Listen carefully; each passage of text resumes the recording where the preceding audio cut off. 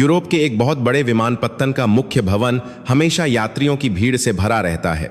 मैं पिछले 8 सालों से यहाँ सीमा सुरक्षा अधिकारी के रूप में काम कर रहा हूँ। रोज हजारों लोग आते हैं, पारपत्र देखना, चेहरे मिलाना, सवाल पूछना, यही मेरी जिंदगी बन गई है। पर पिछले कुछ सालों में चीजें बहुत बदल गई हैं। अवैध प्रवास की वजह से नियम बहुत सख्त हो गए हैं। विशेष रूप से जब कोई दक्षिण एशिया से आता है तो हमें और भी अधिक ध्यान देना पड़ता है। मेरे अंदर भी एक अजीब सा डर या कहूं तो एक थकावट बैठ गई थी इन सब चीजों को लेकर। एक दिन की बात है, मेरा काम बस शुरू ही हुआ था। एक लंबी कतार लगी थी। एक आदमी मेरी मेज की तरफ आया। उसके हाथ में भारत का पारपत्र था, गहरा नीला रंग। मेरे दिमाग में तुरंत वही पुराने नियम घूमने लगे। एक और लंबी पूछताछ। पर जैसे ही वह करीब आया, मुझे कुछ अलग लगा। उसकी चाल में एक अजीब सा आत्मविश्वास था। उसने एक गहरा नीला सूट पहना हुआ था, बिल्कुल साफ और सुथरा। चेहरे पर एक शांत मुस्कान थी। नमस्ते, उसने कहा। उसकी आवाज में एक गहरा ठहराव था। मैंने उसका पारपत्र लिया। नमस्ते, मैंने जवाब दिया। हालांकि मैं आम तौर पर इतनी नम्रता से बात नहीं करता। आप कहां से आ रहे हैं? मैंने पूछा। मुंबई से, उसने कहा। मैं यहां एक तकनीकी सम्मेलन के लिए आया हूं। मैं एक कंप्यूटर प्रणाली संस्था का मुख्य कार्यकारी अधिकारी हूं। मैंने उसकी तरफ देखा। उसके चेहरे पर कोई झूठ या घबराहट नहीं थी। पर नियम तो नियम है। मुझे उससे और भी सवाल पूछने थे। क्या आपके पास वापसी का यात्रा पत्र है? विश्राम गृह का आरक्षण? उसने बिना किसी हिचकिचाहट के अपने सारे कागजात निकालकर मेरे सामने रख दिए। सब कुछ बिल्कुल सही था, एकदम सटीक। मुझे उसमें कोई कमी नहीं मिली। पर फिर भी मेरे अंदर का शक नहीं गया था। मैंने उससे पूछा, आपकी संस्था क्या करती है? उसने मुस्कुराते हुए जवाब दिया, हम कृत्रिम बुद्धिमत्ता पर काम करते हैं। दुनिया भर के बड़े वित्तीय संस्थान हमारी प्रणाली का उपयोग करते हैं। भारत आजकल तकनीकी दुनिया में काफी आगे है, शायद आपको पता हो। उसने यह बात किसी घमंड से नहीं कही थी, बल्कि एक सच्चाई की तरह बताई थी।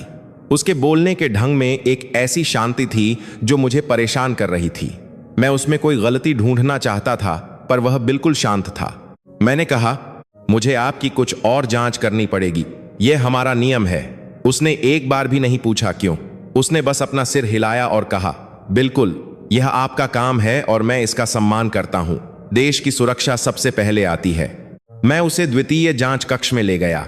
वहां मेरे 2 और साथी थे। उन्होंने उसके सामान की तलाशी ली। उसके बस्ते में कुछ किताबें थीं, एक संगणक और कुछ जरूरी कपड़े। एक किताब भगवद गीता थी।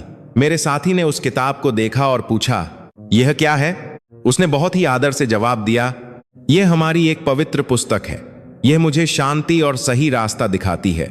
इसमें लिखा है कि अपना कर्म करते रहो और फल की चिंता मत करो। शायद इसलिए मैं यहाँ आराम से बैठा हूँ, क्योंकि मैं जानता हूँ कि मैं कुछ गलत नहीं कर रहा हूँ। उसकी बातों ने मुझे अंदर तक छू लिया। मैं अपने ही किए पर शर्मिंदा महसूस करने लगा। हम लोग यहाँ हर किसी को एक ही नजर से देखते हैं, पर यह आदमी बिल्कुल अलग था। उसके अंदर अपने देश, अपनी संस्कृति के लिए एक ऐसी इज्जत थी जो आसानी से नहीं मिलती। उसने कभी भी गुस्सा नहीं किया। हमने उसको करीब 1 घंटा वहां रखा। जब सब कुछ स्पष्ट हो गया तो मैंने उससे माफी मांगी। जब बात सत्ता है, माफी मांगी। मैंने कहा, मुझे खेद है कि आपको इतनी परेशानी हुई। यह हमारा नियम है। उसने मुस्कुराकर अपना बस्ता उठाया और कहा, कोई बात नहीं अधिकारी महोदय, मैं समझता हूं हर देश को अपने नागरिकों की सुरक्षा का अधिकार है। वैसे भी हम भारतीय लोग धैर्य को बहुत मानते हैं। यह हमारी संस्कृति का हिस्सा है। आप अपना काम बहुत अच्छे से कर रहे हैं। जब वह वहां से गया तो मैं उसको देखता रह गया। उस एक आदमी ने मेरे अंदर के सारे गलत ख्यालों को तोड़ दिया था। मुझे लगा कि मैं कितना गलत था। भारत सिर्फ एक देश नहीं है, वह एक ऐसी सोच है जहां लोग आगे बढ़ रहे हैं पर अपने संस्कारों को नहीं भूले हैं। उस दिन के बाद मैंने अपने काम करने का तरीका बदल दिया। मैं अब हर किसी को शक की नजर से नहीं देखता। खासकर जब कोई भारतीय आता है तो मुझे उस आदमी की याद आती है। उसकी वह शांत आवाज, उसका वह आत्मविश्वास और अपने देश के लिए उसका वह गर्व। यह सिर्फ मेरी कहानी नहीं है। मेरे कई साथी भी अब भारत से आने वाले यात्रियों का सम्मान करते हैं। हमें यह समझ आ गया है कि उनकी सादगी में ही उनकी असली ताकत छिपी है। वे पूरी दुनिया में जा रहे हैं, बड़ी बड़ी कंपनियों को चला रहे हैं, चिकित्सा और विज्ञान के क्षेत्र में चमत्कार कर रहे हैं, पर उनके पैर हमेशा अपनी जमीन से जुड़े रहते हैं। भारत के लोग अपनी मेहनत और बुद्धि से पूरी दुनिया को प्रभावित कर रहे हैं। उनका यह सफर सिर्फ उनके लिए नहीं, बल्कि पूरे देश के गौरव का प्रतीक है। मैं लंदन के एक बहुत पुराने और प्रसिद्ध विश्वविद्यालय में पढ़ती हूँ। यहाँ दुनिया के हर कोने से छात्र पढ़ने आते हैं। हमारी कक्षा में जब एक नया छात्र आया तो किसी ने उस पर ज्यादा ध्यान नहीं दिया। उसका नाम सिद्धार्थ था और वह भारत के एक छोटे से शहर से आया था। पहली बार जब मैंने उसे देखा तो मुझे वह बहुत ही साधारण और शांत लगा। वह हमेशा सूती के सादे कपड़े पहनता था और अपनी पुरानी सी डायरी में कुछ न कुछ लिखता रहता था। हमारे दोस्तों के समूह में भारत को लेकर कई अजीब सी बातें होती थीं। कुछ लोगों को लगता था कि भारत आज भी वैसा ही एकल फाइनल पाथ है जैसा वे पुरानी फिल्मों या समाचारों में देखते हैं, जहां सिर्फ गरीबी है या पुरानी इमारतें हैं। हम लोग अक्सर खाने की मेज पर दुनिया भर की बातें करते थे, लेकिन सिद्धार्थ हमेशा किनारे बैठकर अपनी पढ़ाई में मग्न रहता था। एक दिन हमारी विज्ञान और प्रौद्योगिकी की कक्षा में एक बहुत ही गंभीर विषय पर चर्चा चल रही थी।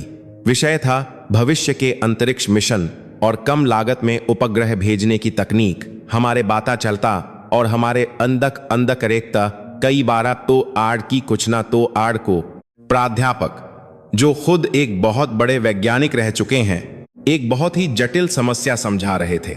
उन्होंने एक ऐसा सवाल पूछा जिसका जवाब कक्षा में बैठे किसी भी मेधावी छात्र के पास नहीं था। सब एक दूसरे का मुंह देख रहे थे।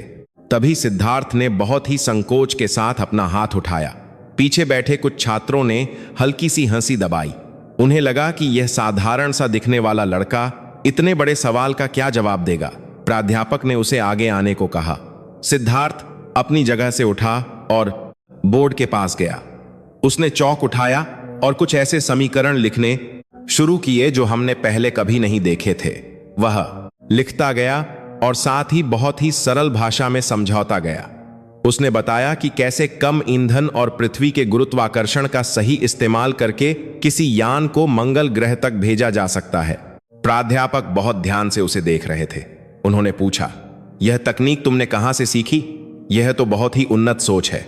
सिद्धार्थ ने एक बहुत ही शांत और गर्व भरी मुस्कान के साथ कहा, यह कोई नई सोच नहीं है सर। हमारे भारत के अंतरिक्ष अनुसंधान संगठन ने बिल्कुल इसी तकनीक का उपयोग करके मंगलयान को पहली ही बार में सफलतापूर्वक मंगल की कक्षा में स्थापित किया था, वह भी हॉलीवुड की एक फिल्म से भी कम खर्च में। हमारे यहाँ साधनों की कमी हो सकती है, लेकिन ज्ञान और काम करने के तरीके में कोई कमी नहीं है। हम जुगाड़ और वैज्ञानिक सोच का ऐसा संगम करते हैं जो पूरी दुनिया के लिए एक मिसाल है। प्राचीन काल में भी हमारे ऋषि मुनियों ने बिना किसी दूरबीन के ग्रहों की सटीक दूरी और गति की गणना कर ली थी। यह उसी ज्ञान की एक छोटी सी झलक है। पूरी कक्षा में एकदम सन्नाटा छा गया। जो लोग कुछ देर पहले उसकी सादगी पर हंस रहे थे, वे अब आंखें फाड़े उसे देख रहे थे। मुझे अपने आप पर बहुत शर्म महसूस हुई। हमने एक इंसान को उसके सादे कपड़ों और उसके शांत स्वभाव से तौलने की गलती की थी। सिद्धार्थ ने अपनी बात बिना किसी घमंड के कही थी, लेकिन उसकी आवाज में अपने देश और अपनी मिट्टी के लिए जो सच्चा सम्मान था, उसने हम सबको अंदर तक हिला दिया। उस घटना के बाद पूरी कक्षा का माहौल बदल गया। अब हर कोई सिद्धार्थ से बात करना चाहता था। मैंने भी अपनी झिझक छोड़ी और एक दिन पुस्तकालय में उसके पास जाकर बैठी। मैंने उससे भारत के बारे में बहुत कुछ पूछा। उसने मुझे बताया कि कैसे आज भारत सूचना प्रौद्योगिकी के क्षेत्र में दुनिया का नेतृत्व कर रहा है। दुनिया की सबसे बड़ी कंपनियों के प्रमुख आज भारतीय हैं। उसने बताया कि भारत सिर्फ एक देश नहीं है, वह एक ऐसी ऊर्जा है जो हर दिन खुद को बेहतर बना रही है। उसने अपनी एक पुरानी डायरी दिखाई जिसमें उसके दादाजी ने कुछ संस्कृत के श्लोक लिखे थे। उसने मुझे एक श्लोक का अर्थ समझाया जिसका मतलब था कि पूरी दुनिया एक परिवार है। उसने कहा, हमारे भारत में हम सिर्फ अपने लिए नहीं सोचते, हम दुनिया के भले की कामना करते हैं। हमारे यहाँ जब कोई अतिथि आता है तो हम उसे भगवान मानते हैं। यह सिर्फ कहने की बात नहीं है, यह हमारी रगों में दौड़ता है। आज हम चांद के उस हिस्से तक पहुंच गए हैं जहां कोई नहीं पहुंचा, लेकिन आज भी हम अपनी शुरुआत उसी जमीन से करते हैं जहां हमारे पूर्वजों ने हमें चलना सिखाया था। सिद्धार्थ की बातें सुनकर मुझे एहसास हुआ कि असली आधुनिकता अपनी जड़ों को भूलने में नहीं है, बल्कि उन्हें साथ लेकर आगे बढ़ने में है।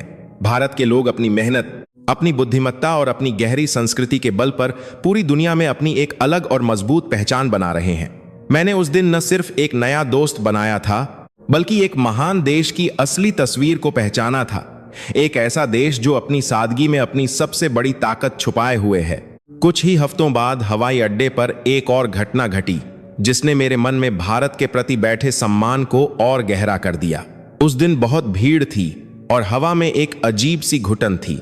लोग अपनी बारी का इंतजार करते करते थक रहे थे। तभी अचानक कतार में खड़ा एक कतार में जनता पड़ता फिल्म मंत्री बार के पता जनता पड़ता बुजुर्ग आदमी छाती पकड़कर जमीन पर गिर पड़ा। वह दर्द से तड़प रहा था और उसे सांस लेने में तकलीफ हो रही थी। वहां तुरंत अफरा तफरी मच गई। लोग घबरा कर पीछे हटने लगे। हमने चिकित्सा दल को बुलाया, लेकिन उन्हें आने में समय लगने वाला था। आदमी की हालत बहुत बिगड़ रही थी और उसके होठ नीले पड़ने लगे थे। मुझे समझ नहीं आ रहा था कि क्या करूं।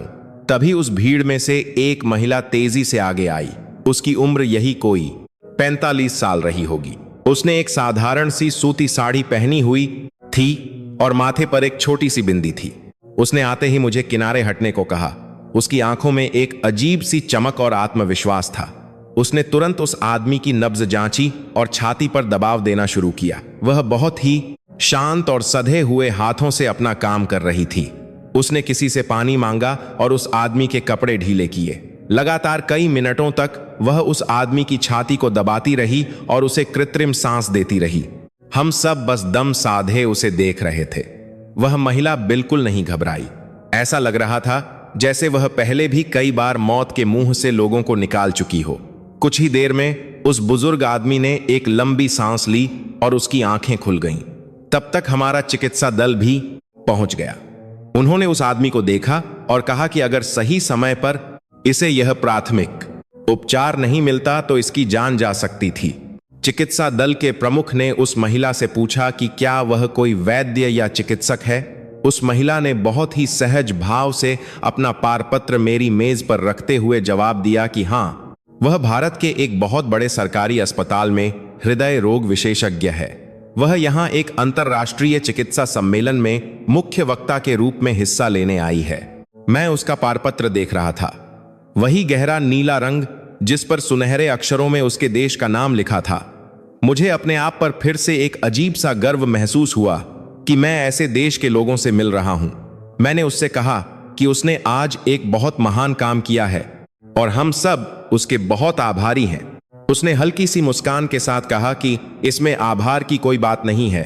हमारे भारत में सिखाया जाता है कि परोपकार ही सबसे बड़ा धर्म है। किसी की जान बचाना कोई महान काम नहीं, बल्कि एक इंसान होने के नाते हमारा सबसे पहला कर्तव्य है। हमारे यहाँ आयुर्वेद और चिकित्सा को हमेशा से एक सेवा माना गया है, व्यापार नहीं। मेरे गुरु ने मुझे यही सिखाया था कि जब भी किसी को तुम्हारी जरूरत हो तो बिना सोचे उसकी मदद करो। उसकी बातें इतनी सरल थीं, लेकिन उनका मतलब बहुत गहरा था। वह एक इतनी बड़ी चिकित्सक थी, दुनिया भर में उसका नाम था, लेकिन उसमें रत्ती भर भी घमंड नहीं था। उसने अपनी साड़ी ठीक की, अपना सामान उठाया और बहुत ही शांति से मेरी तरफ देखकर अपनी जांच पूरी करने का इंतजार करने लगी। मैंने बिना कोई फालतू सवाल पूछे उसके पारपत्र पर मोहर लगा दी। जब वह आगे बढ़ी तो कतार में खड़े बाकी लोगों ने उसके लिए तालियां बजानी शुरू कर दी। वह थोड़ा शर्मा गई और दोनों हाथ जोड़कर सबको नमस्ते करते हुए आगे निकल गई। उस दिन मुझे एहसास हुआ कि भारत सिर्फ एक उभरती हुई आर्थिक ताकत नहीं है, बल्कि वह एक ऐसा देश है जहां इंसानियत आज भी जिंदा है। वहां के लोग चाहे कितने भी पढ़ लिख जाएं, दुनिया के किसी भी कोने में पहुंच जाएं, लेकिन वे अपनी जड़ों से कटते नहीं हैं। वे अपने साथ अपनी संस्कृति, अपना ज्ञान और अपनी दयालुता लेकर चलते हैं। मेरे कई साथी जो पहले दक्षिण एशियाई लोगों को शक की नजर से देखते थे, आज इस घटना के बाद आपस में बात कर रहे थे। एक साथी ने तो यहां तक कह दिया कि काश हमारे यहां के लोग भी इतने ही जमीन से जुड़े होते। भारत के लोग जहां भी जाते हैं अपनी एक अलग छाप छोड़ जाते हैं। वे शोर नहीं मचाते, वे बस अपना काम करते हैं और उनकी यही खामोश मेहनत पूरी दुनिया को उनकी ताकत का एहसास करा रही है। यह सिर्फ मेरी सोच नहीं है। अब मैं हवाई अड्डे पर देखता हूं कि भारत से आने वाले यात्रियों का व्यवहार कितना अलग होता है। वे नियमों का पालन करते हैं, वे किसी से उलझते नहीं हैं और सबसे बड़ी बात, वे हमेशा एक दूसरे की मदद करने के लिए तैयार रहते हैं। एक बार एक भारतीय छात्र का सामान खो गया था। वह बहुत परेशान था क्योंकि उसमें उसके सारे जरूरी कागजात थे। उसी उड़ान से आए कुछ और भारतीय लोगों ने अपनी यात्रा रोककर उस छात्र की मदद की। उन्होंने भाषा की परेशानी को दूर किया, अधिकारियों से बात की और तब तक वहां से नहीं गए जब तक उस छात्र का सामान मिल नहीं गया। यह भाईचारा, यह एकता मैंने किसी और देश के लोगों में इतनी गहराई से नहीं देखी। वे परदेश में भी अपने देश का एक छोटा सा हिस्सा बसा लेते हैं। उनकी यही बातें मुझे हर दिन यह सोचने पर मजबूर करती हैं कि भारत की असली ताकत उसके हथियार या उसकी संपत्ति नहीं है, बल्कि उसके लोग हैं। वे लोग जो अपनी पुरानी परंपराओं को सीने से लगाए हुए नई दुनिया के हर मंच पर अपनी जीत का परचम लहरा रहे हैं। मैं अब हर रोज काम पर आते समय एक नई उम्मीद लेकर आता हूं। मुझे पता होता है कि आज फिर कोई ऐसा भारतीय आएगा जो अपनी सादगी और अपनी बुद्धिमत्ता से मुझे कुछ नया सिखा कर जाएगा। उनकी कहानियां, उनका संघर्ष और उनकी सफलता सब कुछ बहुत प्रेरणादायक है। वे पूरी दुनिया को बता रहे हैं कि सही मायनों में विश्व गुरु बनने का मतलब क्या होता है। मैं और सिद्धार्थ अब बहुत अच्छे दोस्त बन गए थे। समय कैसे बीत रहा था पता ही नहीं चला। एक दिन हमारे विश्वविद्यालय में एक बड़े अंतर्राष्ट्रीय सांस्कृतिक मेले का आयोजन हुआ। यह एक ऐसा दिन था जब हर देश के छात्रों को अपनी संस्कृति, अपने समाज और अपने देश की प्रगति दुनिया के सामने रखने का मौका मिलता था। मुझे लगा सिद्धार्थ शायद कोई पारंपरिक भारतीय नृत्य प्रस्तुत करेगा या कुछ पुराना सा दिखाएगा, क्योंकि हम पश्चिमी लोगों के दिमाग में भारत की वही एक पुरानी छवि बसी हुई थी। पर उस दिन सिद्धार्थ ने जो किया, उसने वहां मौजूद हर एक इंसान की आंखें खोल दी। उसने अपने मंच पर कोई पुराना चित्र नहीं रखा था, बल्कि उसने आधुनिक भारत की एक बहुत ही सजीव तस्वीर पेश की थी। उसने एक छोटी सी दुकान का ढांचा बनाया था, बिल्कुल वैसा ही जैसा भारत की सड़कों पर होता है जहां चाय मिलती है। पर उस दुकान की सबसे खास बात वह तरीका था जिससे लोग पैसे दे रहे थे। सिद्धार्थ वहां मौजूद पश्चिमी छात्रों को दिखा रहा था कि कैसे भारत के छोटे से छोटे गांव में भी लोग अब नकद पैसे का इस्तेमाल नहीं करते। उसने अपने छोटे से दूरभाष यंत्र से एक चित्र को पढ़कर पलक झपकते ही पैसे भेजकर दिखाए।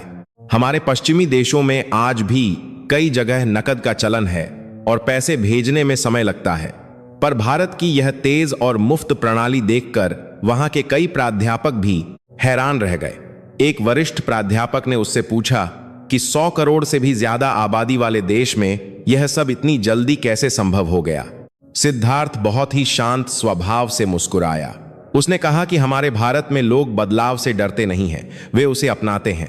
हमारे यहाँ समस्या को लेकर रोना नहीं, बल्कि उसका समाधान खोजना सिखाया जाता है। हमारे पास जो भी साधन होते हैं, हम अपनी बुद्धि और मेहनत से उसी में सबसे बेहतरीन रास्ता निकाल लेते हैं। आज भारत में सूचना का जाल कोई विलासिता की चीज नहीं है, बल्कि वह हर आम आदमी का अधिकार बन चुका है। भारत का एक आम नागरिक आज दुनिया भर की जानकारी अपनी मुट्ठी में लेकर चलता है। उसकी आवाज में कोई घमंड नहीं था, बस एक सच्चा अभिमान था। उसने उस दिन सिर्फ तकनीक नहीं दिखाई, बल्कि भारत के युवाओं की वह भूख दिखाई जो अब दुनिया पर छा जाने के लिए बेताब हैं। वह बता रहा था कि कैसे भारत अब दुनिया का एक बहुत बड़ा उत्पादन केंद्र बन रहा है। दुनिया के बड़े से बड़े उपकरण और यंत्र अब भारत की जमीन पर बन रहे हैं। उसी शाम को मेले के बाद सिद्धार्थ ने हम कुछ दोस्तों को अपने कमरे पर खाने के लिए बुलाया। उसने खुद अपने हाथों से खाना बनाया था। उसकी मां ने भारत से कुछ खास मसाले भेजे थे जिनकी खुशबू से ही भूख लग रही थी। जमीन पर बैठकर खाना खाते हुए उसने मुझे अपने बचपन की बहुत सी बातें बताईं। उसने बताया कि कैसे उसके माता पिता ने खुद की जरूरतें कम करके अपनी खुशियां मारकर उसे इतने बड़े विश्वविद्यालय में पढ़ने के लिए भेजा। सिद्धार्थ की बातें सुनते हुए मुझे एहसास हुआ कि भारत में परिवार सिर्फ खून का एक रिश्ता नहीं होता, वह एक ऐसा घना पेड़ होता है जिसकी छांव में हर कोई पलता है। वहां के बच्चे बड़े होकर अपने माता पिता को बुढ़ापे में अकेला नहीं छोड़ते, वे अपने माता पिता के पास बड़े होकर अपने माता पिता है, परिवार को ही अपनी असली दुनिया मानते हैं। यह सुनकर मेरी आंखें भर आईं, क्योंकि मेरे अपने माता पिता मुझे कई कई महीनों तक बात करने के लिए समय नहीं निकाल पाते थे। हमारे यहाँ लोग बहुत जल्दी अकेले हो जाते हैं पर भारत में लोग एक दूसरे से मन से जुड़े रहते हैं। सिद्धार्थ ने मुझे बताया कि भारत में त्योहारों का असली मतलब क्या होता है। उसने कहा कि दिवाली सिर्फ दीयों का त्योहार नहीं है, वह अपने अंदर के अंधेरे और बुराई को दूर करने का दिन है। होली सिर्फ रंगों का खेल नहीं है, वह पुरानी दुश्मनी भूलकर एक दूसरे को गले लगाने का दिन है। उसकी इन बातों ने मुझे भारत से एक बहुत ही गहरा जुड़ाव महसूस कराया। मुझे लगने लगा कि जो देश परिवार और रिश्तों की इतनी कद्र करता है, वह तकनीक और विज्ञान में कितना भी आगे बढ़ जाए, कभी अपनी इंसानियत और अपनी मिट्टी की महक नहीं खोएगा। अगले कुछ दिनों में मैंने सिद्धार्थ के साथ भारतीय इतिहास को पढ़ना और समझना शुरू किया। मुझे पता चला कि कैसे कई सदियों तक बाहरी लोगों ने भारत को लूटा, उनकी संपदा को नुकसान पहुंचाया, फिर भी भारत कभी खत्म नहीं हुआ। उस देश की मिट्टी में कुछ ऐसा जादू है जो हर बार राख में से भी फिर जिंदा हो उठता है। आज का भारत अब किसी की दया या मदद पर निर्भर नहीं है, वह दुनिया की सबसे तेजी से बढ़ती हुई अर्थव्यवस्थाओं में से एक है। चिकित्सा हो, अंतरिक्ष हो या फिर व्यापार, हर जगह भारत अपना परचम लहरा रहा है। यह सब पढ़ते हुए मुझे अपनी उस पुरानी सोच पर बहुत गुस्सा आया जो मैंने बचपन से अपने आसपास सुनी थी। हमारे यहाँ के समाचार अक्सर भारत की सिर्फ एक तरफा तस्वीर दिखाते थे, पर सिद्धार्थ जैसे युवा उस झूठी कहानी को हर दिन अपने आचरण से तोड़ रहे थे। वे इसको मस्तराश कर, बिना किसी से लड़े, बिना आवाज ऊंची किए, सिर्फ अपने शांत स्वभाव, अपने काम और अपनी सफलता से पूरी दुनिया को सच का आईना दिखा रहे थे। मुझे आज यह कहते हुए गर्व होता है कि मैंने भारत को उसके असली रूप में पहचाना है, एक ऐसे रूप में जो बहुत ही शक्तिशाली है, बहुत ही ज्ञानी है, पर साथ ही बहुत विनम्र भी है। मेरी पढ़ाई का आखिरी साल आ गया था और हमारे विश्वविद्यालय ने एक बड़े शोध कार्यक्रम की घोषणा की। मुझे और सिद्धार्थ को एक ही समूह में रखा गया। हमारा विषय था विकासशील देशों में तकनीकी और सामाजिक क्रांति। सिद्धार्थ ने बहुत ही सहजता से सुझाव दिया कि हमें भारत चलकर वहां की जमीनी हकीकत देखनी चाहिए और वहीं से अपना शोध पूरा करना चाहिए। सच कहूं तो पहले मैं थोड़ी घबराई हुई थी। मैंने समाचारों और पुरानी किताबों में जो भारत देखा और पढ़ा था, वह भीड़ भाड़, धूल और परेशानी से भरा हुआ एक गरीब देश था। पर सिद्धार्थ की बातों पर और उसकी समझदारी पर मुझे पूरा भरोसा था, इसलिए मैंने उसके साथ भारत जाने का फैसला कर लिया।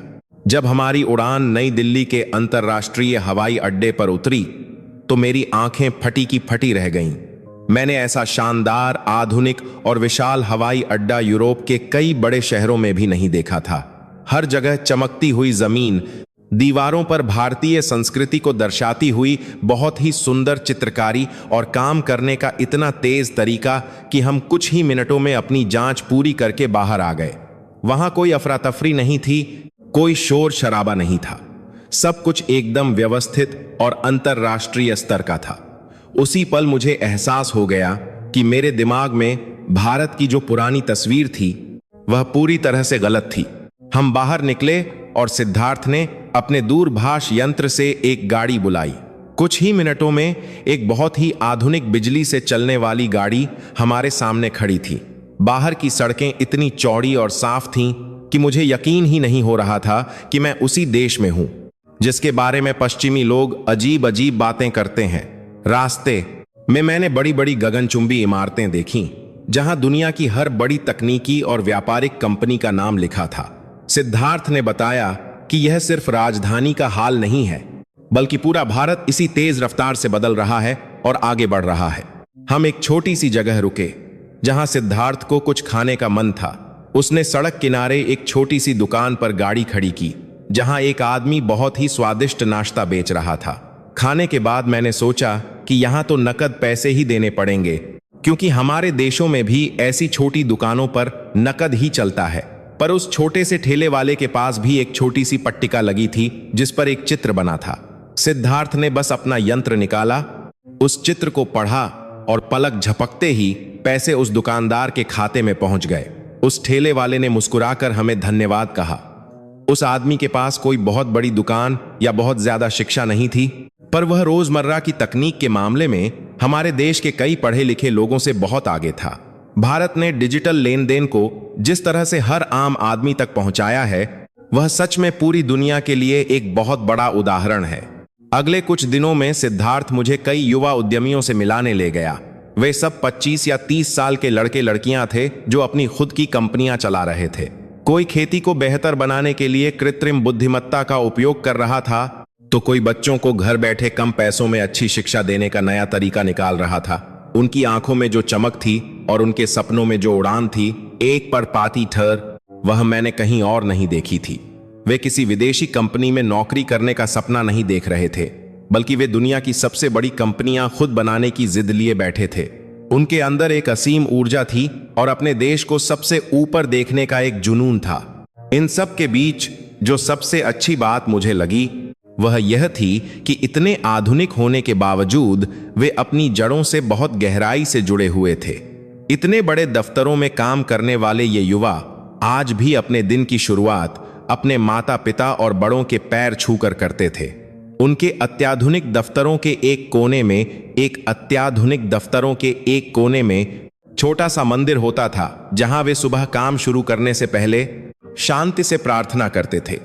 वे आधुनिक जरूर थे, पर वे पश्चिमी देशों की अंधी नकल नहीं कर रहे थे। उन्होंने अपनी एक अलग पहचान बनाई थी जो पूरी तरह से भारतीय थी और जिस पर उन्हें पूरा गर्व था। उन्हें इस बात का कोई मल्लाल नहीं था कि वे विकासशील देश से हैं, बल्कि उन्हें इस बात का घमंड था कि वे अपने देश को विकसित बनाने की नींव रख रहे हैं। सप्ताहांत में सिद्धार्थ मुझे अपने घर ले गया। उसका घर दिल्ली से कुछ दूर एक छोटे से शहर में था। जब हम वहां पहुंचे तो उसके पूरे परिवार ने मेरा ऐसा स्वागत किया जैसे मैं उनके ही घर की बेटी हूं, कोई बाहर से आई हुई अजनबी नहीं। उसकी मां ने बहुत प्यार से मेरे माथे पर लाल रंग का तिलक लगाया और मेरी आरती उतारी। मैंने ऐसा निस्वार्थ प्यार और अपनापन पहले कभी महसूस नहीं किया था। वे लोग हमारी भाषा बहुत अच्छी नहीं बोल पाते थे। एक में हिजवारत अगर की संबद्ध दिखता है, तकर अकर तक कर करता है, अकर की संबद्ध दिखता है, पर उनकी आंखों की भाषा और उनके चेहरे की सच्ची मुस्कान सब कुछ बयां कर रही थी। घर का खाना इतना स्वादिष्ट और अलग था कि मैं उंगलियां चाटती रह गई। हर खाने के पीछे उनका प्यार और मेहमान को भगवान मानने की उनकी पुरानी परंपरा साफ दिखाई दे रही थी। हमने एक दिन वहां के एक बहुत बड़े अस्पताल का भी दौरा किया। वहां मैंने देखा कि कैसे बहुत ही कम खर्च में लोगों का इतना बेहतरीन इलाज हो रहा था। हमारे पश्चिमी देशों में चिकित्सा इतनी महंगी है कि आम आदमी बीमार पड़ने से डरता है, पर यहां मैंने देखा कि सरकार और निजी संस्थाएं मिलकर ऐसा काम कर रही हैं कि किसी भी गरीब को इलाज के लिए तड़पना न पड़े। मैंने वहां कई विदेशी मरीजों को भी देखा जो अपना इलाज करवाने भारत आए थे, क्योंकि यहाँ के चिकित्सक दुनिया में सबसे बेहतरीन और अनुभवी माने जाते हैं। भारत चिकित्सा के क्षेत्र में पूरी दुनिया का एक बहुत बड़ा केंद्र बन चुका है। फिर हमने एक तेज रफ्तार वाली रेलगाड़ी में सफर किया। वह रेलगाड़ी इतनी साफ, इतनी आरामदायक और इतनी तेज थी कि मुझे सफर की कोई थकान ही महसूस नहीं हुई। खेतों, नदियों और पहाड़ों को पार करते हुए वह गाड़ी अपनी मंजिल की तरफ बढ़ रही थी और मैं खिड़की से बाहर इस बदलते हुए नए भारत को लगातार देख रही थी, जहां एक तरफ हरे भरे खेत थे जहां किसान मेहनत कर रहे थे, वहीं दूसरी तरफ बड़े बड़े कारखाने और बिजली बनाने वाले विशाल यंत्र लग रहे थे। यह देश अपने पुराने इतिहास और अपने सुनहरे भविष्य को एक साथ लेकर बहुत तेजी से आगे चल रहा था। रात को छत पर बैठकर खुले आसमान के नीचे मैंने सिद्धार्थ से कहा कि मेरे देश के लोगों को सच में यहां आकर देखना चाहिए कि असलियत क्या है। भारत वह बिल्कुल नहीं है जो हमें दूर से दिखाया जाता है। भारत एक ऐसा शक्तिशाली देश है जो चुपचाप अपनी मेहनत और अपनी बुद्धि से पूरी दुनिया की तस्वीर बदल रहा है। यहाँ के लोग सिर्फ अपने लिए नहीं जीते, वे एक साथ मिलकर आगे बढ़ने में विश्वास रखते हैं। सिद्धार्थ मेरी बातें सुनकर बहुत शांति से मुस्कुराया और बोला कि यही हमारी असली ताकत है। हम भारत के लोग शोर मचाकर दुनिया को जीतने में यकीन नहीं रखते। हम अपने ज्ञान, अपने कर्मों और अपनी इंसानियत से लोगों के दिलों में जगह बनाते हैं। उस रात मुझे समझ आ गया कि भारत का असली गुरूर उसका पैसा या उसकी इमारतें नहीं है, बल्कि उसके लोग और उनकी वह सोच है जो कभी हार मानना नहीं जानती। अगली सुबह हम सिद्धार्थ के गांव की तरफ निकले। मुझे लग रहा था कि शायद वहां मुझे कच्ची सड़कें और पुरानी जिंदगी देखने को मिलेगी, पर जब हम वहां पहुंचे तो नजारा बिल्कुल अलग था। गांव की पंचायत में एक बड़ा सा पर्दा लगा था जहां सरपंच और बाकी लोग पास के शहर के एक बड़े डॉक्टर से वीडियो पर बात कर रहे थे। एक बूढ़ी औरत अपनी बीमारी बता रही थी और वो डॉक्टर शहर में बैठे बैठे उसे दवाइयां लिख कर दे रहा था। मुझे अपनी आंखों पर यकीन नहीं हुआ। हमारे यहाँ अक्सर कहा जाता है कि भारत के गांव बहुत पिछड़े हैं, पर यहाँ तो तकनीक का ऐसा इस्तेमाल हो रहा था जो मैंने अपने देश के कई छोटे शहरों में भी नहीं देखा था। सिद्धार्थ ने मुझे बताया कि भारत में अब इंटरनेट पानी की तरह हर घर में पहुंच गया है। यहाँ का आम किसान अब आसमान की तरफ देखकर बारिश का इंतजार नहीं करता। उसके पास एक छोटा सा यंत्र है जो उसे मौसम की पूरी और पक्की जानकारी दे देता है। वो अपने खेत की मिट्टी की जांच भी अब अपने फोन पर देख लेता है। ये सब किसी जादू से कम नहीं था। भारत के लोग सिर्फ इंतजार करने वालों में से नहीं हैं, उन्होंने अपनी मेहनत से अपनी किस्मत खुद लिखना सीख लिया है। हम गांव के एक स्कूल में गए। वहां बच्चे जमीन पर चटाई बिछाकर नहीं बल्कि साफ सुथरी कुर्सियों पर बैठे थे। उनके हाथों में किताबें तो थीं ही, पर सामने एक बड़ा सा आधुनिक बोर्ड भी लगा था जिस पर वो दुनिया भर की चीजें देख और समझ रहे थे। एक छोटे से बच्चे ने मुझसे पूछा कि मैं कहां से आई हूं। जब मैंने अपने देश का नाम बताया तो उसने तुरंत उस बोर्ड पर दुनिया का नक्शा खोला और मेरे देश की जगह, वहां की आबादी और वहां के मौसम के बारे में मुझे बताने लगा। एक पल के लिए मैं हैरान रह गई। इस छोटे से गांव के बच्चे का ज्ञान मेरे विश्वविद्यालय के कई छात्रों से ज्यादा था। सिद्धार्थ ने गर्व से मेरी तरफ देखा। उसने कहा कि यही हमारे भारत का भविष्य है। हम अब किसी से पीछे नहीं हैं। हमारे बच्चे अब सिर्फ नौकर बनने का सपना नहीं देखते, वो मालिक बनने की सोचते हैं। गांव में पानी की एक बहुत पुरानी समस्या थी। गर्मियों में अक्सर वहां का तालाब सूख जाता था, पर गांव के ही कुछ लड़कों ने, जो शहर से इंजीनियरिंग पढ़कर लौटे थे, एक ऐसा तरीका निकाला जिसने सबकी परेशानी दूर कर दी। उन्होंने पुरानी भारतीय जल संरक्षण तकनीक को आज की आधुनिक मशीनरी के साथ जोड़ दिया। उन्होंने सेंसर लगाए जो जमीन के नीचे की नमी को नापते थे और सिर्फ उतनी ही सिंचाई करते थे जितनी फसल को जरूरत होती थी। इससे न सिर्फ पानी की बचत हुई बल्कि पैदावार भी दोगुनी हो गई। उन लड़कों ने अपनी पढ़ाई का इस्तेमाल किसी विदेशी कंपनी का मुनाफा बढ़ाने के लिए नहीं बल्कि अपनी मिट्टी का कर्ज चुकाने के लिए किया। जब मैंने उन लड़कों से बात की तो उनकी आंखों में अपने देश के लिए जो प्यार था वो साफ झलक रहा था। उन्होंने कहा कि अगर हम अपने घर को नहीं संवारेंगे तो कौन संवारेगा। भारत ने हमें सब कुछ दिया है, अब हमारी बारी है उसे वापस देने की। यह सोच सच में बहुत महान है। हमारे देशों में लोग अक्सर सिर्फ अपने फायदे के बारे में सोचते हैं, पर यहाँ के लोगों के लिए उनका देश, उनकी जमीन उनकी मां की तरह है। वो अपनी मां को कभी पीछे नहीं छोड़ सकते। यही वजह है कि आज भारत हर क्षेत्र में इतनी तेजी से आगे बढ़ रहा है। यहाँ के लोग अपनी संस्कृति को अपनी कमजोरी नहीं बल्कि अपनी सबसे बड़ी ताकत मानते हैं। वो योग करते हैं, आयुर्वेद का पालन करते हैं, लेकिन साथ ही साथ दुनिया के सबसे तेज कंप्यूटर भी बनाते हैं। ये जो पुराना और नया संगम है, यही भारत को पूरी दुनिया में सबसे अलग और सबसे खास बनाता है। दोपहर के खाने पर सरपंच जी ने हमें अपने घर बुलाया। खाना खाते वक्त उन्होंने बहुत ही गहरी बात कही। उन्होंने कहा कि एक वक्त था जब हमारे पढ़े लिखे नौजवान काम की तलाश में विदेश जाते थे, पर अब हवा बदल गई है। अब हमारे बच्चे दुनिया भर से ज्ञान लेकर वापस अपनी मिट्टी पर लौट रहे हैं। वो यहाँ कारखाने लगा रहे हैं, नई नई कंपनियां खोल रहे हैं और अपने ही लोगों को काम दे रहे हैं। भारत अब दुनिया का बाजार नहीं रहा, अब भारत वो जगह है जहां दुनिया का भविष्य बन रहा है।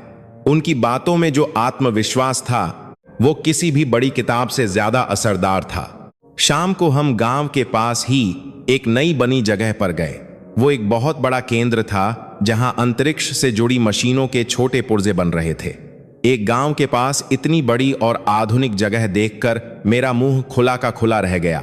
वहां काम करने वाले ज्यादातर लोग उसी गांव और आसपास के इलाकों के युवा थे। उन्होंने बड़े शहरों में जाकर धक्के खाने के बजाय अपनी जमीन पर रहकर कुछ बड़ा करने की ठानी थी। एक नौजवान इंजीनियर ने मुझे बताया कि जो पुर्जे वो यहां बना रहे हैं वो दुनिया के सबसे बड़े रॉकेट में लगने वाले हैं। उसने कहा कि हम भारतीय लोग बहुत जुगाड़ू होते हैं। जो काम दुनिया वाले करोड़ों रुपए में करते हैं, हम वही काम अपने तरीके से बहुत कम पैसों में और ज्यादा अच्छी तरह कर लेते हैं। यही हमारी खासियत है। एक जांच कर लें, जाम कर देने वाली अपने तरीके से उस इंजीनियर की बात सुनकर मुझे वो दिन याद आ गया जब सिद्धार्थ ने हमारी कक्षा में सबको मंगल ग्रह के बारे में समझाया था। भारत के लोग सच में बहुत अलग हैं।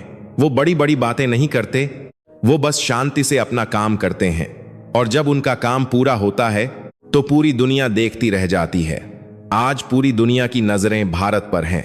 हर कोई उनके साथ मिलकर काम करना चाहता है। वो अब किसी से दबकर नहीं रहते, वो बराबरी से आंख में आंख डालकर बात करते हैं। उनका यह स्वाभिमान देखकर मुझे उनसे और भी ज्यादा सम्मान महसूस होने लगा। जब हम रात को वापस शहर की तरफ लौट रहे थे तो सड़क के दोनों तरफ रोशनी से नहाई हुई बड़ी बड़ी इमारतें और कारखाने दिख रहे थे। ये वो भारत था जिसने अपनी पुरानी बेड़ियों को तोड़ दिया था और अब वो एक खुले आसमान में उड़ने को तैयार था। मुझे समझ आ गया कि भारत की तरक्की का राज क्या है। वो राज उनके पैसों या मशीनों में नहीं है, वो राज उनके लोगों के जज्बे में है। एक ऐसा जज्बा जो हर मुश्किल को एक मौके में बदल देता है। जो देश इतने सालों की गुलामी के बाद भी अपनी पहचान नहीं भूला, वो अब दुनिया पर राज करने के लिए तैयार है। मैंने सिद्धार्थ से कहा कि मैं जब अपने देश वापस जाऊंगी तो सबको यहाँ की असली कहानी बताऊंगी। मैं उन सबको बताऊंगी कि भारत अब सपेरों का देश नहीं है, वो अब दुनिया का सबसे बड़ा तकनीकी और आर्थिक महाशक्ति बनने वाला है। सिद्धार्थ ने मुस्कुराकर कहा कि हमें किसी को कुछ साबित करने की जरूरत नहीं है। हमारा काम खुद हमारी कहानी दुनिया को बता देगा। हम बस अपना कर्म कर रहे हैं बिना किसी घमंड के। यही हमारे भारत की असली पहचान है। भारत से वापस लौटने के बाद मेरी दुनिया पूरी तरह से बदल गई थी। मैं जब अपने विश्वविद्यालय वापस आई तो मुझे वहां की सारी बातें बहुत छोटी और खोखली लगने लगीं। मेरे दोस्त अभी भी उसी पुरानी दुनिया में जी रहे थे जहां उन्हें लगता था कि पश्चिम ही सब कुछ है और बाकी दुनिया उनसे बहुत पीछे है। वे अक्सर अपनी महंगी चीजों, अपनी गाड़ियों और अपनी छुट्टियों की बातें करते थे, पर मेरे दिमाग में अब भी भारत के उस छोटे से गांव की तस्वीरें घूम रही थीं, जहां लोगों के पास शायद बहुत पैसा नहीं था, पर उनके दिलों में पूरी दुनिया के लिए प्यार और अपनापन था। मुझे अपने ही लोगों का वह खोखलापन अब साफ दिखाई देने लगा था। हमारे यहाँ हर किसी को सिर्फ अपनी पड़ी होती है।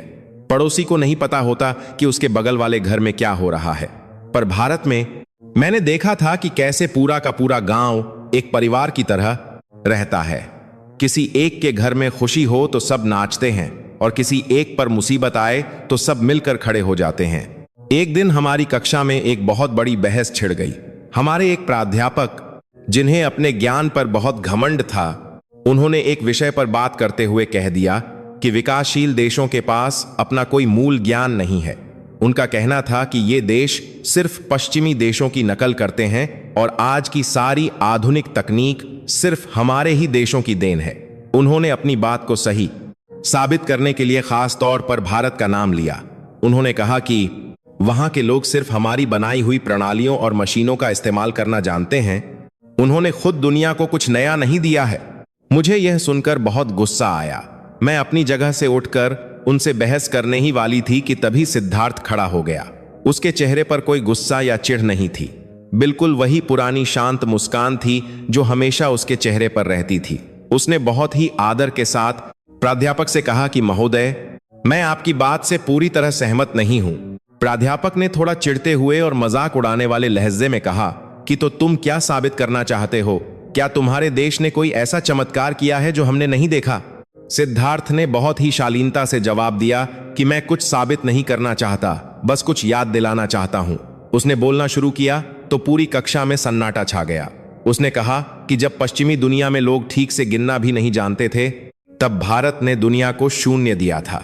दशमलव प्रणाली, बीजगणित और खगोल विज्ञान की वो सारी नींव जो आज के आधुनिक विज्ञान का सबसे बड़ा आधार है, वो भारत की मिट्टी से ही निकली है। उसने हमारे प्राचीन ग्रंथों का जिक्र किया और बताया कि कैसे हजारों साल पहले हमारे ऋषि मुनियों ने शरीर विज्ञान को इतनी गहराई से समझ लिया था। उसने महर्षि सुश्रुत का नाम लिया, जिन्हें आज पूरी दुनिया शल्य चिकित्सा का जनक मानती है। सिद्धार्थ की आवाज में एक अजीब सी कशिश थी। वह ना तो जोर से बोल रहा था और ना ही किसी को नीचा दिखा रहा था। वह बस सच्चाई बयां कर रहा था। उसने बताया कि दिल्ली में एक लोहे का स्तंभ है जो हजारों सालों से खुले आसमान के नीचे खड़ा है। सर्दी, गर्मी और बारिश झेल रहा है, पर आज तक उसमें जंग नहीं लगा। आज का कोई भी आधुनिक विज्ञान वैसा लोहा नहीं बना पाया है। उसने कहा कि हम नकल नहीं करते, हम सीखते हैं और फिर उसे अपने तरीके से बेहतर बनाते हैं। आज दुनिया की जो सबसे बड़ी तकनीकी कंपनियां हैं, जो आपके दूरभाष और आपके यंत्रों को चलाती हैं, उन सबको चलाने वाले भारतीय ही हैं। यह इसलिए नहीं है कि हम सिर्फ किताबों को रटना जानते हैं, बल्कि इसलिए है क्योंकि हमारी संस्कृति हमें हर परिस्थिति में ढलना और नई सोच पैदा करना सिखाती है। प्राध्यापक के पास कोई जवाब नहीं था। उनका चेहरा लाल पड़ गया था। उन्होंने अपनी बात को घुमाने की कोशिश की, लेकिन सिद्धार्थ ने बहुत ही शांति से उन्हें सटीक तर्कों और तथ्यों के साथ निरुत्तर कर दिया। उसने किसी का अपमान नहीं किया, लेकिन अपने देश का सिर भी एक पल के लिए झुकने नहीं दिया। उस दिन मुझे एहसास हुआ कि असली ज्ञान शोर नहीं मचाता, वह सिर्फ अपनी चमक बिखेरता है। इस घटना के कुछ ही दिन बाद हमारे पुस्तकालय में एक और घटना हुई जिसने मुझे झकझोर कर रख दिया। हमारे समूह में एक लड़का था जिसे भारतीय लोगों से अजीब सी चिढ़ थी। उसे लगता था कि हम लोग उनकी नौकरियां छीन रहे हैं और उनके हिस्से का हक मार रहे हैं। एक दिन पुस्तकालय में किसी छात्र का एक बहुत महंगा यंत्र चोरी हो गया। उस लड़के ने बिना किसी सबूत के सीधा सिद्धार्थ पर इल्जाम लगा दिया। उसने बहुत ही गंदी बातें कहीं कि ये लोग गरीब देशों से आते हैं और हमारी चीजें चुराते हैं। उसने कहा कि इन लोगों पर कभी भरोसा नहीं करना चाहिए। सिद्धार्थ बिल्कुल चुप रहा। उसने कोई सफाई नहीं दी, कोई चिल्ला चोट नहीं की। वह बस शांति से खड़ा रहा। जब वहां सुरक्षा अधिकारी आए और उन्होंने सिद्धार्थ से पूछा, तो उसने सिर्फ इतना कहा कि हमारे देश में बचपन से एक बात सिखाई जाती है कि सत्य परेशान हो सकता है, लेकिन पराजित नहीं। उसने कहा कि सत्यमेव जयते, जिसका मतलब है कि अंत में हमेशा सच्चाई की ही जीत होती है। आप चाहे तो मेरे सारे सामान की तलाशी ले सकते हैं। उसकी उस शांति ने मुझे डरा दिया था। मुझे लग रहा था कि वह कुछ बोलता क्यों नहीं है, अपने बचाव में कुछ कहता क्यों नहीं है। पर थोड़ी देर बाद जब पुस्तकालय के निगरानी यंत्रों की जांच हुई, तो सच्चाई सबके सामने आ गई। वो महंगा यंत्र सिद्धार्थ ने नहीं, बल्कि उसी लड़के के एक दोस्त ने उठाया था जिसने सिद्धार्थ पर इल्जाम लगाया था। जब सच्चाई सामने आई तो सब सन्न रह गए। पूरी जगह पर एक अजीब सी खामोशी छा गई। वो लड़का जिसने इल्जाम लगाया था, शर्म से पानी पानी हो गया। उसकी हिम्मत नहीं हो रही थी कि वह सिद्धार्थ से आंख भी मिला सके। उसने धीरे से सिद्धार्थ के पास आकर माफी मांगने की कोशिश की। अगर कोई और होता तो शायद उस लड़के को बहुत बुरा भला कहता या उसे सबके सामने जलील करता, पर सिद्धार्थ ने ऐसा कुछ नहीं किया। सिद्धार्थ ने उसे बहुत ही प्यार से माफ कर दिया। उसने कहा कि हमारे यहां बदला लेना नहीं, बल्कि क्षमा करना सिखाया जाता है। हमारे ग्रंथों में लिखा है कि क्षमा वीर का आभूषण है। जो कमजोर होता है वह बदला लेता है, लेकिन जो अंदर से मजबूत होता है वह माफ कर देता है। उसने उस लड़के से कहा कि तुम लोग हमें हमारे कपड़ों, हमारी सादगी या हमारी अर्थव्यवस्था से तौलते हो, पर हमारी असली दौलत हमारे वो संस्कार हैं जिन्हें कोई चुरा नहीं सकता। हमारी पहचान हमारी सच्चाई है। इस घटना ने पूरे विश्वविद्यालय में तहलका मचा दिया। हर कोई सिद्धार्थ और उसके माध्यम से भारत की महानता को समझ रहा था। वो सिर्फ एक छात्र नहीं था, वो एक चलते फिरते भारत का प्रतिनिधित्व कर रहा था। उसके अंदर का वो ठहराव, वो समझदारी और वो इंसानियत देखकर मुझे लगा कि जिस देश के युवाओं की सोच इतनी ऊंची है, वो देश कभी किसी से पीछे नहीं रह सकता। अब मुझे समझ आ गया था कि भारत का असली गुरूर क्या है। वो गुरूर किसी को दबाने में नहीं, बल्कि सबको साथ लेकर सच्चाई के रास्ते पर चलने में है। उस दिन जब हमारा आखिरी शोध कार्य सबको दिखाने का समय आया, तो पूरे विश्वविद्यालय में एक अलग ही हलचल थी। सब लोग सोच रहे थे कि हम दोनों ने भारत पर जो काम किया है उसमें शायद वही पुरानी बातें होंगी, गरीबी, जनसंख्या या फिर कुछ और समस्याएं। लेकिन हमने जो तैयारी की थी वो दुनिया की आंखें खोलने वाली थी। हमारे मंच पर कोई बड़ा सा पर्दा या उबाऊ आंकड़े नहीं थे। हमने वहां एक छोटे से गांव का ढांचा बनाया था और उसके साथ ही एक बहुत आधुनिक शहर का भी रूप रखा। जब प्राध्यापक और बाकी छात्र हमारे पास आए तो मैंने उन्हें समझाना शुरू किया। मैंने उन्हें वो भारत दिखाया जो मैंने अपनी आंखों से देखा था। मैंने उन्हें बताया कि कैसे करोड़ों लोगों का वो देश बिना किसी कागजी पैसे के सिर्फ एक छोटे से यंत्र से अपने सारे काम कर रहा है। मैंने उन्हें एक ऐसा चित्र दिखाया जिसमें एक बहुत गरीब दिखने वाली महिला, जो शायद कभी विद्यालय नहीं गई, वो भी बहुत आराम से अपनी सब्जी बेचकर सीधे अपने बैंक खाते में पैसे ले रही थी। ये देखकर हमारे वहां के सबसे बड़े अर्थशास्त्री प्राध्यापक भी हैरान रह गए। उन्होंने पूछा कि इतने बड़े देश में जहां कई भाषाएं हैं, कई तरह के लोग हैं, वहां ये सब इतनी जल्दी कैसे हो गया? हमारे देशों में तो आज भी लोग नकद पैसे या प्लास्टिक के कार्ड पर निर्भर हैं। सिद्धार्थ ने तब उन्हें समझाया कि भारत की सबसे बड़ी ताकत उसकी नीतियां नहीं, बल्कि उसके लोग हैं। हमारे देश में जब कोई नई चीज आती है जो लोगों का जीवन आसान बना सकती है, तो उसे अपनाने में लोग झिझकते नहीं हैं। भारत का आम आदमी नई तकनीक से डरता नहीं है, वो उसे अपनी जरूरत के हिसाब से ढाल लेता है। सिद्धार्थ ने उन्हें बताया कि कैसे भारत के युवा आज दुनिया के सबसे बड़े नवोद्यम चला रहे हैं। वो सिर्फ पैसा कमाने के लिए काम नहीं कर रहे, बल्कि वो अपने समाज की परेशानियां दूर करने के लिए तकनीक बना रहे हैं। हमारे वहां स्वास्थ्य से लेकर शिक्षा तक हर चीज को आम आदमी की पहुंच में लाने के लिए दिन रात काम हो रहा है। मैंने अपनी बात आगे बढ़ाते हुए सबको बताया कि मुझे सबसे ज्यादा हैरानी किस बात पर हुई थी।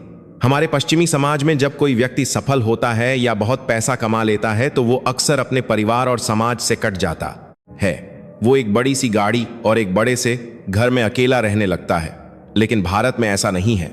मैंने अपनी आंखों से देखा है कि जो लड़के दुनिया की सबसे बड़ी कंपनियों में काम कर रहे हैं, वो आज भी छुट्टी वाले दिन अपने माता पिता के साथ बैठकर पुराने टीवी पर कोई पुराना नाटक देखते हैं या उनके साथ मंदिर जाते हैं। उनकी सफलता उनके सिर पर चढ़कर नहीं बोलती, वो जमीन से जुड़े रहते हैं। हमारी बातें सुनकर वहां खड़े कई छात्रों की सोच बदल रही थी। उन्हें समझ आ रहा था कि विकास का मतलब सिर्फ ऊंची इमारतें बनाना या चांद पर जाना नहीं है। विकास का असली मतलब है अपने लोगों को साथ लेकर चलना, एक ऐसी व्यवस्था बनाना जहां कोई भी भूखा न सोए और हर किसी को आगे बढ़ने का मौका मिले। भारत यही कर रहा है। वो शोर नहीं मचा रहा, वो दूसरों से लड़ नहीं रहा, वो बस चुपचाप अपनी लकीर लंबी कर रहा है। तभी वहां पीछे से एक वरिष्ठ शिक्षक ने सवाल पूछा। उन्होंने कहा कि अगर भारत इतना ही आगे है, तो आज भी वहां से इतने सारे युवा काम करने के लिए हमारे देशों में क्यों आते हैं? ये एक ऐसा सवाल था जो अक्सर भारत को नीचा दिखाने के लिए पूछा जाता था। मुझे लगा सिद्धार्थ शायद इसका कोई घुमा फिराकर जवाब देगा, लेकिन वो बहुत शांत था। उसने मुस्कुराकर कहा कि महोदय, हमारे लोग यहां इसलिए नहीं आते क्योंकि हमारे पास कुछ नहीं है। वो यहां इसलिए आते हैं क्योंकि पूरी दुनिया को आज भारतीय दिमाग और हमारी मेहनत की जरूरत है। आप अपने यहां के अस्पतालों में देखिए, वहां के सबसे अच्छे चिकित्सक आपको भारतीय मिलेंगे। आप अपनी बड़ी तकनीकी कंपनियों को देखिए, उन्हें चलाने वाले भारतीय हैं। हम यहां आपकी जगह छीनने नहीं आते, हम आपकी व्यवस्था को और बेहतर बनाने आते हैं। और अब तो समय और भी बदल गया है। अब हमारे युवा बाहर से ज्ञान और अनुभव लेकर वापस अपने देश लौट रहे हैं। वो भारत में ही दुनिया की सबसे बड़ी सुविधाएं खड़ी कर रहे हैं। आने वाले कुछ ही सालों में आपको ये पूछना पड़ेगा कि पश्चिम के लोग काम करने भारत क्यों जा रहे हैं। उसकी इस बात पर वहां कोई तालियां नहीं बजीं, बल्कि एक बहुत गहरी और सम्मान भरी खामोशी छा गई। वो खामोशी जो तब होती है जब इंसान को कोई बहुत बड़ी सच्चाई समझ आ जाती है। मुझे उस पल सिद्धार्थ पर और उसके देश पर इतना गर्व महसूस हुआ कि मैं शब्दों में नहीं बता सकती। उसने बिना किसी का अपमान किए, बिना अपनी आवाज ऊंची किए, अपने देश का सिर इतना ऊंचा कर दिया था कि अब कोई भी भारत की तरफ उंगली उठाने से पहले 10 बार सोचेगा। उस दिन के बाद से हमारे विश्वविद्यालय में भारत को लेकर होने वाली चर्चाओं का रुख ही बदल गया। अब लोग वहां की गरीबी या वहां की जनसंख्या का मजाक नहीं उड़ाते थे। अब वो वहां की तकनीक, वहां के अंतरिक्ष कार्यक्रमों और वहां की प्राचीन संस्कृति के बारे में बात करते थे। कई छात्रों ने मुझसे आकर कहा कि वे भी मेरी तरह भारत जाना चाहते हैं और वहां की सच्चाई देखना चाहते हैं। सिद्धार्थ अब पूरे विश्वविद्यालय में एक जाना माना नाम बन गया था। वो सिर्फ एक छात्र नहीं था, वो नए और शक्तिशाली भारत का एक बहुत बड़ा उदाहरण था, जिसे देखकर हर कोई प्रेरणा ले रहा था। मुझे ये देखकर बहुत खुशी होती थी कि मैंने एक ऐसे देश को उसके असली रूप में पहचाना है, जो सच में दुनिया को दिशा दिखाने की ताकत रखता है। समय का पहिया अपनी गति से घूमता रहा। यूरोप के उस बड़े विमानपत्तन पर मेरी नौकरी अब पहले जैसी नहीं थी। एक अजीब सी शांति और समझ मेरे अंदर आ गई थी। कुछ ही महीनों बाद पूरी दुनिया पर एक बहुत बड़ा संकट आ गया। एक ऐसी बीमारी फैली जिसने बड़े बड़े और अमीर देशों को भी घुटनों पर ला दिया। हमारे यहां भी हाहाकार मच गया। दवाइयों की कमी हो गई और अस्पतालों में जगह नहीं बची। लोग डरे हुए थे और समझ नहीं पा रहे थे कि क्या करें। उन दिनों मैंने देखा कि जिन देशों को हम बहुत विकसित और महान मानते थे, वे सिर्फ अपने लोगों को बचाने में लगे थे। किसी ने दूसरे देश की तरफ मदद का हाथ नहीं बढ़ाया। सबने अपनी सीमाएं बंद कर लीं। तभी समाचारों में एक खबर आई जिसने हम सबको हैरान कर दिया। भारत, जिसे पश्चिमी दुनिया अक्सर एक संघर्ष करने वाला देश मानती थी, वह पूरी दुनिया के लिए एक तारणहार बनकर सामने आया। भारत ने अपने यहां तो लोगों को बचाया ही, साथ ही दुनिया के 100 से भी ज्यादा देशों को मुफ्त में दवाइयां और प्राण रक्षक टीके भेजे। हमारे देश में भी जब दवाइयों का संकट सबसे ज्यादा था, तो भारत से ही विमान भर भर कर मदद आई। मैंने खुद अपने विमानपत्तन पर उन विशाल विमानों को उतरते देखा जिन पर भारत का झंडा बना था और जिन पर लिखा था कि पूरी दुनिया एक परिवार है। उस दिन मेरी आंखों में आंसू आ गए। मुझे उस भारतीय मुख्य कार्यकारी अधिकारी और उस महिला चिकित्सक की याद आ गई। उन्होंने सच ही कहा था कि भारत में लोग सिर्फ अपने लिए नहीं जीते। जब पूरी दुनिया स्वार्थ में अंधी हो रही थी, तब भारत ने अपने संस्कारों का पालन किया। उसने यह नहीं देखा कि कौन अमीर है और कौन गरीब। उसने सिर्फ इंसानियत को देखा। हमारे देश के बड़े बड़े नेता जो कभी भारत को नीचा दिखाने का मौका नहीं छोड़ते थे, वे भी हाथ जोड़कर भारत का धन्यवाद कर रहे थे। उस संकट के समय हमारे अस्पतालों में जो चिकित्सक दिन रात बिना सोए काम कर रहे थे, उनमें से बहुत बड़ी संख्या भारतीयों की थी। वे अपनी जान की परवाह किए बिना हमारे लोगों की जान बचा रहे थे। कई भारतीय छात्रों ने और पेशेवरों ने मिलकर ऐसे समूह वो संकट की बारी करते हैं बनाए जो गरीब और बूढ़े लोगों के घरों तक खाना और दवाइयां पहुंचा रहे थे। वे ऐसा इसलिए नहीं कर रहे थे कि उन्हें कोई इनाम चाहिए था, बल्कि इसलिए कर रहे थे क्योंकि उनके माता पिता ने उन्हें यही संस्कार दिए थे। मुसीबत के समय किसी का हाथ नहीं छोड़ना, यही उनकी असली पहचान थी। मेरे एक साथी जो पहले दक्षिण एशियाई लोगों से बहुत छिड़ता था, उसकी मां बहुत बीमार पड़ गई थी।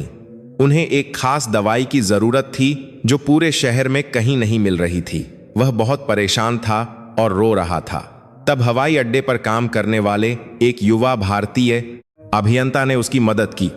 उसने अपने देश में अपने दोस्तों से संपर्क किया और कैसे भी करके 2 दिन के अंदर वह दवाई मंगवाकर मेरे साथी को दी।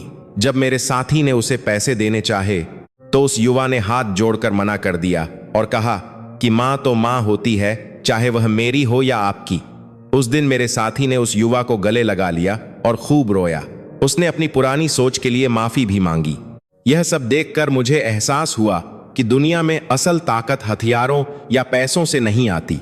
असल ताकत आती है करुणा, दया और सही समय पर सही कदम उठाने की हिम्मत से। भारत ने पूरी दुनिया को दिखा दिया कि वह सिर्फ आर्थिक रूप से ही नहीं, बल्कि नैतिक रूप से भी विश्व का नेतृत्व करने के लिए तैयार है। वह एक ऐसा बड़ा भाई बन गया था जिसके कंधे पर सिर रखकर पूरी दुनिया रो सकती थी और मदद मांग सकती थी।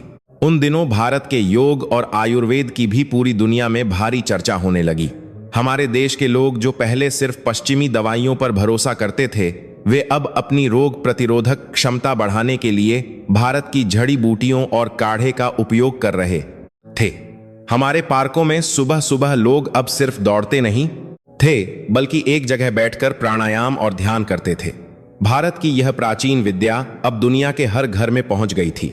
लोगों को समझ आ रहा था कि शरीर को सिर्फ बाहर से नहीं, बल्कि अंदर से भी मजबूत बनाना जरूरी है। भारत ने दुनिया को जीने का एक नया और बेहतर तरीका सिखा दिया था। अब जब भी कोई भारतीय मेरे जांच केंद्र से होकर गुजरता है, तो मैं उसके पारपत्र पर मोहर लगाते हुए उसे बहुत सम्मान से देखता हूं। मुझे उनमें वो देश दिखाई देता है जिसने मौत के मुंह से पूरी दुनिया को खींच निकाला था।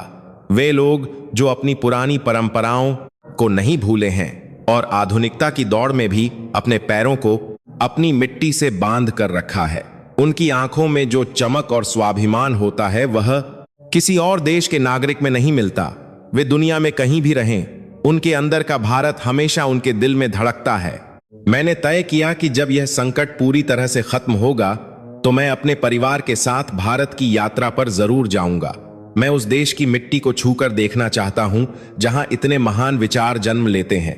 मैं वहां के मंदिरों, वहां की नदियों और वहां के लोगों, संकट परिवार की तरह से कि उस असीम ऊर्जा को महसूस करना चाहता हूं। मेरा भारत को देखने का नजरिया अब पूरी तरह से बदल चुका है। मेरे लिए अब भारत सिर्फ एक देश नहीं बल्कि एक पवित्र स्थान बन गया है जहां इंसानियत का सबसे बड़ा पाठ पढ़ाया जाता है। दुनिया चाहे कुछ भी कहे, लेकिन सच्चाई यही है कि आने वाला कल भारत का है, और यह कल सिर्फ तकनीक और विज्ञान का नहीं होगा बल्कि प्रेम, शांति और मानवता का होगा। समय बीतता गया और आखिरकार वह दिन आ ही गया जब मैंने अपने परिवार के साथ भारत जाने के लिए विमान में कदम रखा। यह सिर्फ एक यात्रा नहीं थी बल्कि मेरी सोच और मेरे जीवन का एक नया अध्याय था। जब हमारा विमान नई दिल्ली के हवाई अड्डे पर उतरा तो मुझे वही पुरानी घबराहट नहीं महसूस हुई जो अक्सर अनजान देशों में जाने पर होती है। इस बार मेरे दिल में एक अजीब सा अपनापन था। हवाई अड्डे से बाहर निकलते ही गर्म हवा के एक झोंके ने हमारा स्वागत किया। यह वही हवा थी जिसमें सदियों का इतिहास और एक नए भविष्य की महक मिली हुई थी। हम 1 महीने तक भारत के अलग अलग हिस्सों में घूमे। हम राजस्थान के उन पुराने किलों में गए जहां की दीवारों पर बहादुरी और सम्मान की कहानियां लिखी थीं। हमने दक्षिण भारत के उन विशाल मंदिरों को देखा जिनकी वास्तुकला देखकर बड़े बड़े विदेशी अभियंता भी दांतों तले उंगली दबा लेते हैं।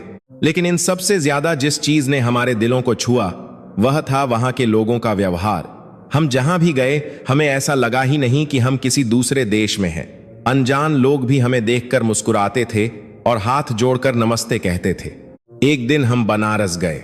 वहां गंगा नदी के किनारे शाम के समय जो आरती हो रही थी उसने मुझे अंदर तक शांत कर दिया।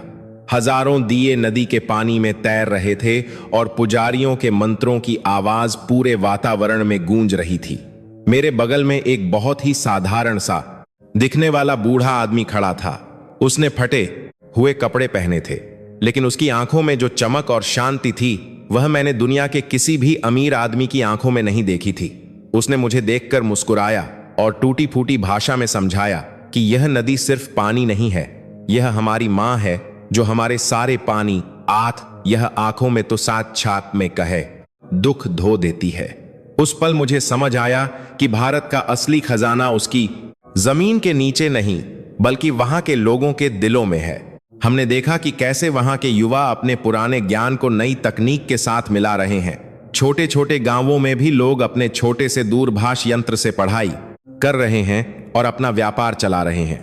लेकिन शाम को वही लोग अपने परिवार के साथ बैठकर रामायण या महाभारत की बातें करते हैं। यह एक ऐसा देश है जो अपनी जड़ों को मजबूत रखते हुए आसमान की ऊंचाइयों को छू रहा है। यात्रा के आखिरी दिन जब हम वापस लौटने के लिए हवाई अड्डे पर थे तो मेरी आंखें भर आईं। मुझे याद आया कि कैसे कुछ साल पहले मैं इसी देश के लोगों को शक की नजर से देखता था। मैं उनके पारपत्र को देखकर उन्हें कमजोर समझता था, लेकिन उन चंद भारतीयों ने अपने व्यवहार, अपनी ईमानदारी और अपनी बुद्धि से मेरी पूरी दुनिया बदल दी। आज मैं यह बात पूरे गर्व के साथ कह सकता हूं कि भारत अब किसी भी पश्चिमी देश से पीछे नहीं है, बल्कि वह कई मायनों में हमसे बहुत आगे है, क्योंकि उनके पास वो इंसानियत और वो संस्कार हैं जो हमने कहीं पीछे छोड़ दिए हैं। भारत ने मुझे सिखाया कि असली ताकत दूसरों को डराने में नहीं बल्कि उन्हें गले लगाने में है। वसुधैव कुटुंबकम यानी पूरी दुनिया एक परिवार है। यह सिर्फ उनकी किताबों में लिखा हुआ कोई श्लोक नहीं है, बल्कि यह उनकी जिंदगी जीने का तरीका है। जब मैं अपने कुटुंबकम में एक बड़ा नहीं है बड़ान होकर ही बातों करते हुए इकोश शाम ताकी करेंगे देश वापस लौटा तो मैं वो इंसान नहीं था जो यहां से गया था। मेरे अंदर का सारा अहंकार और सारे पूर्वाग्रह उस पवित्र मिट्टी में कहीं दफन हो गए थे। अब मैं हर रोज अपने काम पर जाता हूं तो एक नई उम्मीद के साथ। मैं हर उस नीले पारपत्र को सम्मान की नजर से देखता हूं, क्योंकि मैं जानता हूं कि उस पारपत्र को रखने वाले इंसान के पीछे एक ऐसा महान देश खड़ा है जो आने वाले समय में पूरी दुनिया को प्यार और शांति का रास्ता दिखाएगा। भारत सिर्फ एक जगह नहीं है, भारत एक सोच है, एक एहसास है जो कभी खत्म नहीं हो सकता।